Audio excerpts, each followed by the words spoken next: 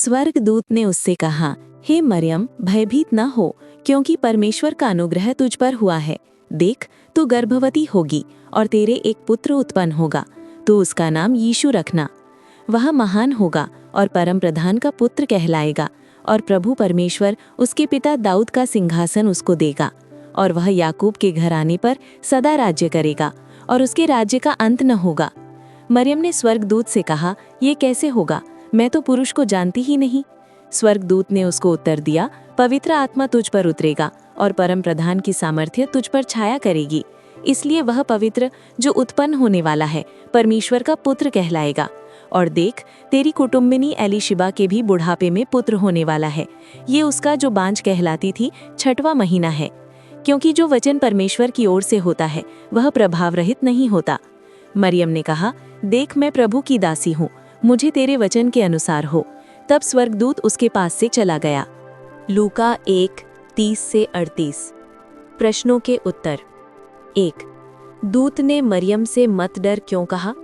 क्योंकि अचानक स्वर्गदूत को देखकर मरियम घबरा गई थी और दूत उसे आश्वस्त करना चाहता था। 2. परमेश्वर की कृपा से मरियम के साथ क्या होने वाला था? वह गर्भवती होगी और एक पुत्र को जन्म देगी। 3. पुत्र का नाम क्या रखना था? यीशु। 4. वह कौन होगा? वह महान होगा और लोगों का उद्धार करता। 5. उसे क्या कहा जाएगा? उसे परम प्रधान का पुत्र कहा जाएगा। 6. प्रभु उसे किसका सिंहासन देगा? राजा दाऊद का सिंहासन। 7. उसका राज्य कैसा होगा? उसका राज्य सदैव के लिए होगा, उसका राज्य कभी न समाप्त होगा। 8. ये कैसे होगा? मरियम ने क्यों पूछा? क्योंकि वह अभी तक विवाहिता नहीं थी। वह जानना चाहती थी कि बिना पुरुष के ये कैसे संभव होगा। 9. दूत ने जन्म कैसे होगा ये कैसे बताया? दूत ने कहा, पवित्र आत्मा तुझ पर आएगा और परम प्रधान की सामर्थ्य तुझ पर छाया करेगी। 10. उसे क्या कहा जाएगा? जन्म लेने वाला बच्चा पवित्र कहलाएगा और परमेश्वर का पुत्र कहलाएगा। 11. दूत ने किसका उदाहरण दिया? मरियम की रिश्तेदार एलिशाबेथ, जो वृद्ध होने पर भी गर्भवती थीं। 12. क्या परमेश्वर के लिए कुछ असंभव है? नहीं। दूत ने कहा, परमेश्वर से कोई बात असंभव नहीं। 13. मरियम ने कैसे समर्पण किया? मरियम ने कहा, देख, मैं प्रभु की दासी हूँ, तेरे वचन के अनुसार मेरे साथ हो। ये उसका पूर्ण आज्ञाकारिता और विश्वास था। इस खंड से सीख। 1. डर में भी परमेश्वर दिलासा देता है। दूत का पहला वचन था, मत डर। परमेश्वर हमें कठिन परिस्थितियों में शांति देता है। 2. परमेश्वर की कृपा हमारे जीवन में असाधारण कार्य करती है।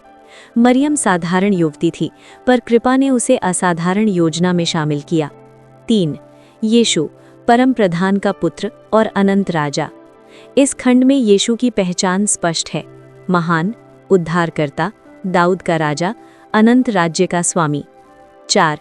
जब मार्ग समझ ना आए तब भी विश्वास रखना चाहिए।